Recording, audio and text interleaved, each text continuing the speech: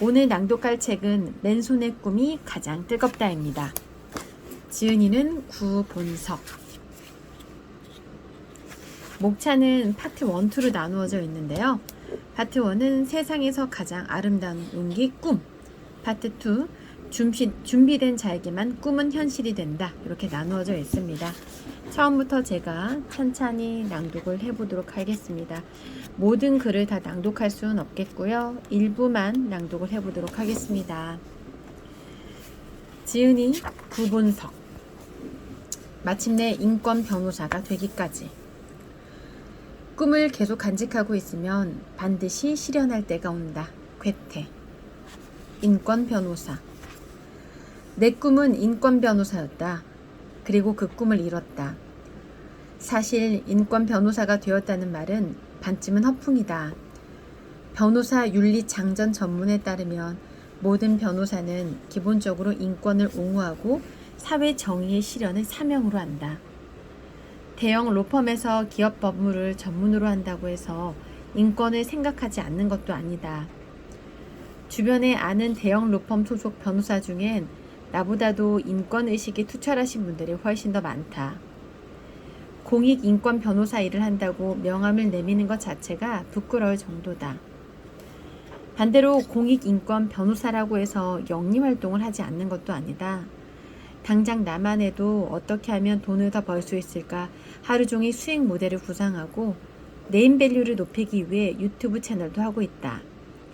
그럼에도 내가 선택한 공익인권 변호사로서의 지향점은 수지가 맞지 않더라도 시간이 나지 않더라도 시민사회의 공익 또는 사회적 약자의 인권과 관련된 사건을 맡으려고 노력하는 삶이다. 사회에 도움이 되고 있다는 느낌을 받으며 자아 실현을 해보겠다는 것이지 거창한 사회 정의까지는 잘 모른다. 어려움에 처한 사람들에게 도움을 줄 때 가장 행복한 것뿐이다. 그 이상, 그 이하도 아니다. 그러나 이 길에 발을 들이기까지 정말 많은 시간이 걸렸다. 인권의 인자도 몰랐던 중학교 시절 인권 변호사라는 직업이 멋있어 보여서 저런 사람이 되고 싶다는 생각에서 출발한 것이 근 20년을 돌고 돌아 드디어 그 자리에 서게 된 것이다. 만약 그 여정이 이렇게나 길고 힘든 것인 줄 미리 알았더라면 진즉에 다른 길로 돌렸을지도 모른다. 하지만 미련했던 건지 알고도 모르는 척했던 건지 정말 애도 많이 먹었고 고생이 쌓일수록 그 꿈은 더욱 간절해졌다. 마지막 변호사 합격자 발표 날 명단에 구본석 이름 3글자가 있는 것을 확인하고서야 20년의 참아온 눈물을 마음껏 쏟아낼 수 있었다. 가난한 어린 시절, 가난한 집 3남매 중 첫째 아들로 태어나 사교육이라고는 무엇 하나 제대로 못 받을 형편에서 자랐다. 부모님도 딱히 고등교육에 대한 열망이 없어 아무 생각 없이 즐겁게 뛰어놀 수 있는 유년 시절을 보냈다. 부모님이 공부를 시키지는 않으셨지만 공부를 잘해서 인정받는 것이 즐거운 일이란 걸 일찍부터 알게 되어 그냥 알아서 공부를 하기 시작했다.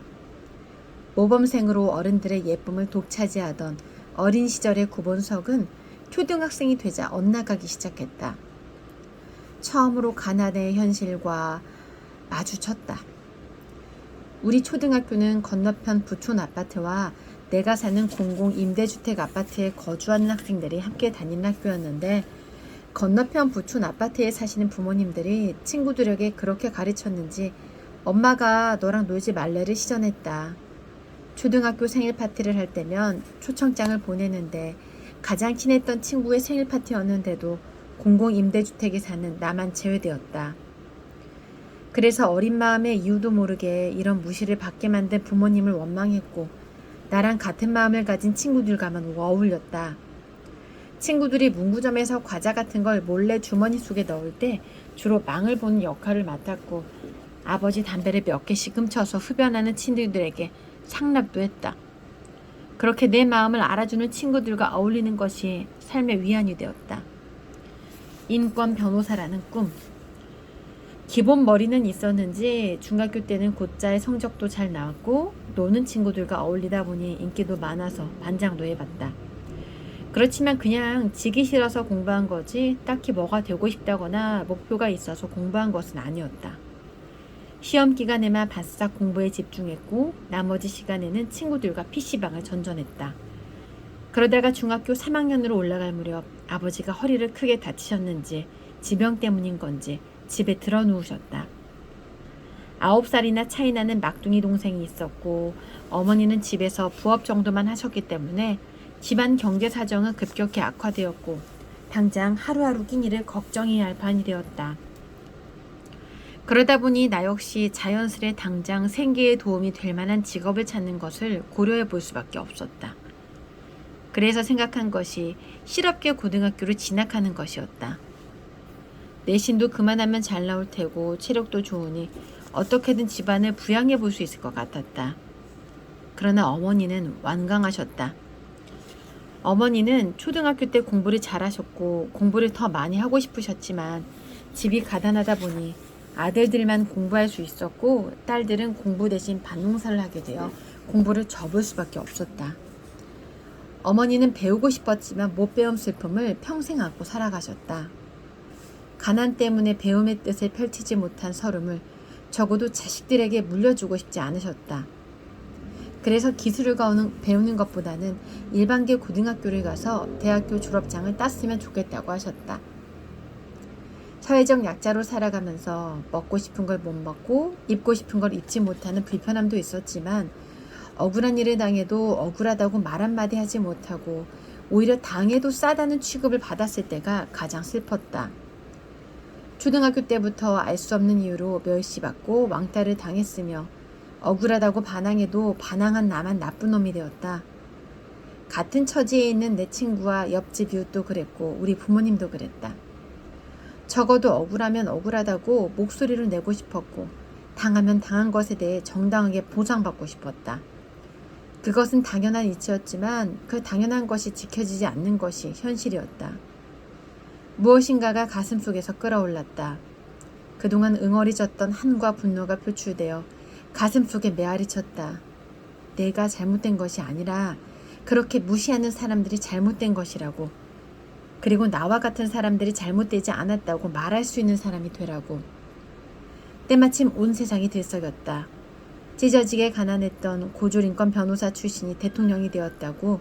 정치가 뭔지도 모르고 그 사람 이름도 난생 처음 들어봤고 설령 들어봤다고 해도 전혀 관심 밖에 있던 나란 사람이지만 한 가지 가슴에 꽂힌 것이 있었다.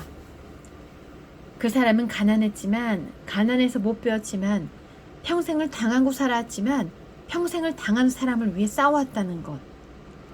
정치인이나 대통령 따위는 관심도 없었다. 당한 사람을 위해 싸우는 직업이 있다는 것을 처음 알게 된 것이 중요했다. 뭔가 신대륙을 발견한 느낌이었다. 그래서 친구들에게 물었다. 이번에 대통령 된 사람 정치하기 전에 직업이 뭐였냐고. 친구들이 답해 주었다. 그는 전직 인권 변호사였다고. 공부에 미치다. 그러나 인권 변호사는 하고 싶다고 마음만 먹어서 되는 것이 아니었다. 태어나서 난생 처음으로 가슴에 품은 꿈은 그 현실적인 벽이 너무나도 높다는 것을 알게 되었다. 보통 사법고시라 함은 있는 집 자식들이 부모의 풍족한 지원을 받아 공부에만 목숨 걸고 준비해도 겨우 될까 말까 할 대한민국 최고의 어려운 시험이었다. 있는 집도 부모의 풍족한 지원도 공부에만 목숨 걸 수 있는 여건도 안 되는 내가 할 수 있을까라는 생각이 들었다. 하지만 확고한 목표가 있으니 무엇을 해야 할지는 분명했다. 간단하게 말해서 사법고시를 패스하면 되고 사법고시를 치려면 법대를 가야 하고 법대를 가려면 공부를 잘해야 했다. 그냥 잘하는 것도 아니고 전교 1등을 할 정도로 잘해야 했다. 마냥 집안과 환경을 탓하기 이전에 일단 뭐가 됐든 전교 1등을 찍어야 했다. 무식한 놈이 용감하다고 마음만 먹고 덤비면 전교 1등은 그냥 할 수 있는 것인 줄 알았다. 어려서부터 운동을 오래 해서인지 체력도 되겠다, 공부만 열심히 하면 되겠다 생각했다. 그러나 현실은 호락호락하지 않았다. 영어책을 폈는데 단어를 모르겠는 건 기본이고 B 동사의 알파벳 B가 없다는 사실에 쇼크를 받았다. 비동사라는 것은 비동사를 말하는 것인 줄 알았고 알파벳 B가 들어간 동사들을 비동사라 부른다 생각했다. 수학은 더 가관이었는데 방정식에서 왜 X가 들어가 있는지 끝까지 이해하지 못했다. 모르겠다고 포기할 수는 없었다. 일단 뭐로 가도 서울로 가야 하는 거 아닌가? 기초 지식을 탄탄히 쌓지 못해서 생긴 일이라고 결론을 내리고 초등학교 수학책과 초등학생이 보는 기초 영단어 및 기초 영문법 책을 구매하여 공부를 다시 시작하기로 마음먹었다. 다만 남들보다 느리다는 핸디캡을 극복하기 위해 스피드를 생명으로 삼았다. 처음에는 일주일에 한 권으로 시작하여 가속도를 붙이고 3일에 한 권, 급기야는 하루에 한 권을 뗄 수 있을 정도로 몰아붙였다. 모르면 반복해서 풀면 된다는 생각으로 한 번 막힌다고 해서 지체하지 않았다. 시작이 늦은 것은 괜찮다. 하지만 시작이 늦다고 해서 달리는 속도까지 느린 것은 정당화되지 않는다.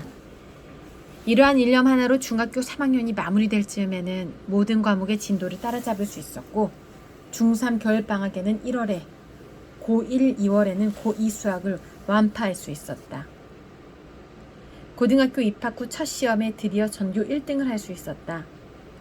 고등학교 졸업할 때까지 많은 우여곡절이 있었지만 전교 1등의 자리를 내어주지 않기 위해 부단히 노력했다.